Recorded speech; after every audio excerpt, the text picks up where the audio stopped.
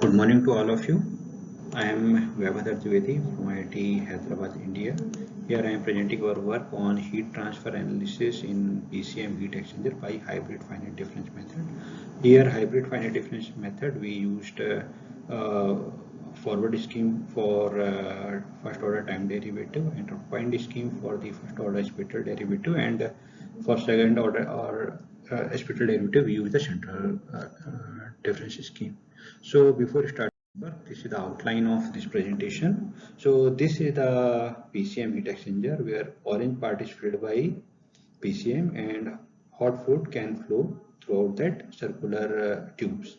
So there are n number of circular tubes. So in introduction we will discuss about the assumption taken to make the mathematical model, and after that how this mathematical model is developed and which is used to find the coupled FDM equations, and after applying that numerical analysis we find some results, and I will discuss in our previous slides. On the basis of the results we will conclude our work.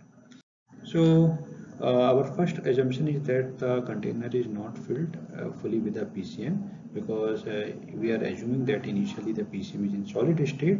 So when it changes its state, then its volume also will be increased. So we need some empty some space which for this.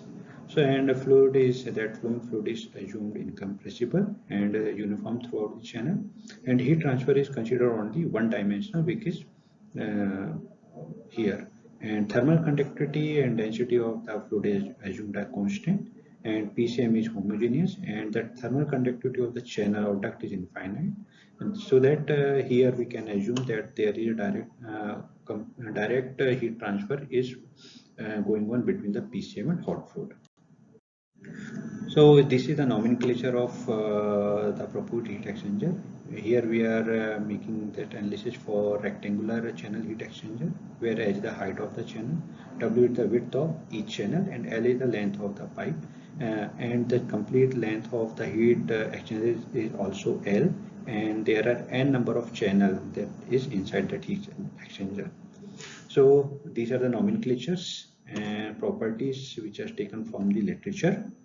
And as we know, because fluid is flowing inside the tube, and there is a heat transfer is going on between the hot fluid and the PCM, so we need heat transfer coefficient, and that is why to find the heat transfer coefficient we first find the U average, which is the average velocity of the fluid, and here we can see that we are using the number of tubes also, because we are making the model for single tube heat exchanger. So effect of the number of tubes is incorporated here.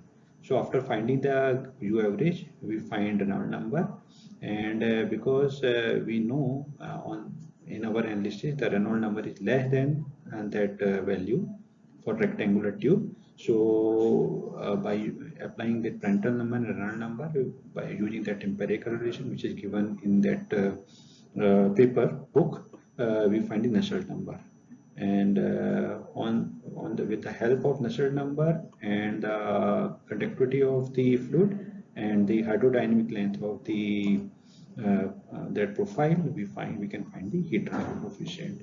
And because this is non-circular tube, that is why here we are using hydrodynamic length, which is calculated by that relation. So after discussed here 1, 2, and 3.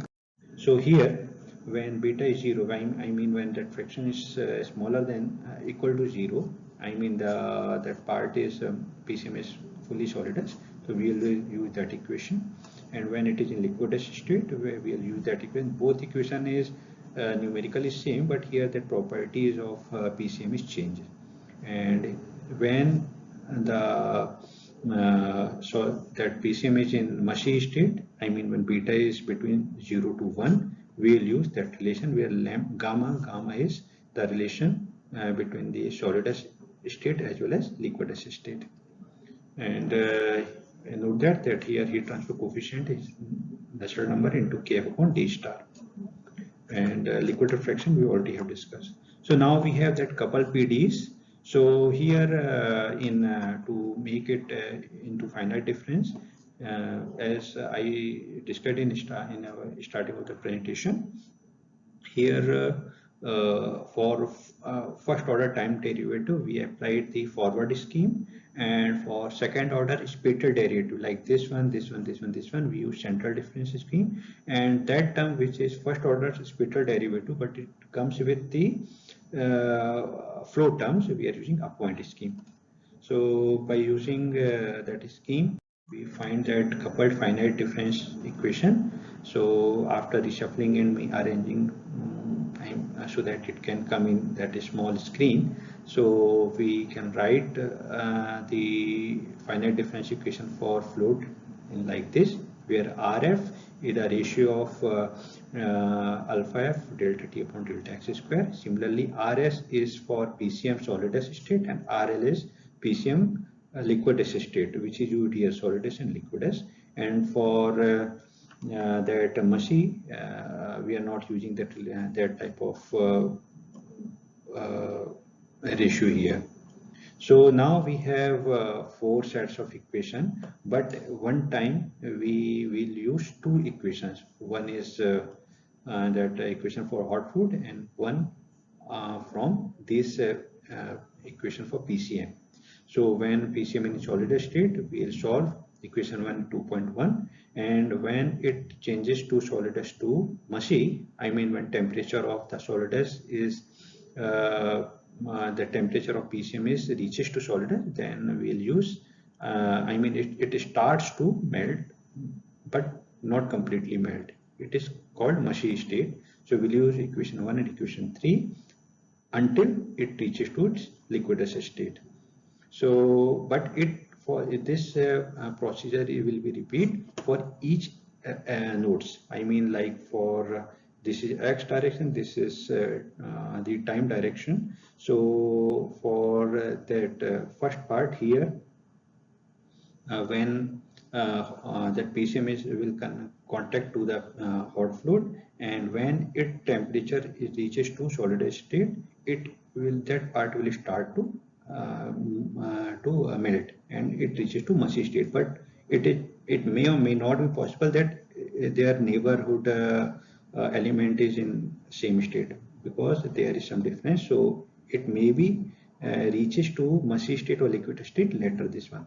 So on the basis of the temperature of each nodes, we will use that equation. And to solving the problem, we use these boundary condition, the Dirichlet boundary condition and Newman boundary condition for fluid, and for PCM in both direction, I mean both ends, we use Newman boundary condition. And initially we assume there is some constant temperature T0, and for fluid similarly for PCM, and initially PCM is in solid state. So now flow to manage the phase change of the PCM on the basis of contact of hot fluid with that neighborhood, I mean surrounding PCM. So now this is the change of PCM temperature. So now how it is happening because it is observing the temperature from the hot fluid. That is why the hot fluid temperature also will be goes down. So here we can see when the PCM is in solidus state, so it has a time gradient with it has very larger time gradient. Once it states change and it reaches to 370, or I mean its temperature increases. So here also the temperature of hot fluid is decreasing, but the slope is not as steep like this one. Similarly, now when the temperature of PCM further increased and it converts completely to the liquidous state. So here also that it is happening because this is absorbing the temperature from the hot fluid. That is why the temperature of hot fluid is also decreasing. So it means our that algorithm is applied algorithm is incorporating and giving that heat transfer between that both I mean materials, and it can capture the effect of heat transfer and the effect of the change in the phase of the PCM along the length of the channel.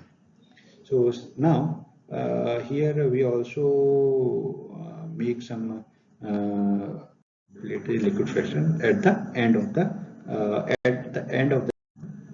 and now and the proposed that model is capable to find the effect of that heat transfer, and one can also implement that developed a mathematical model with some other type of control algorithm. Thank you. And it will be very, kindly ask if any doubt or any discussion. But thank you.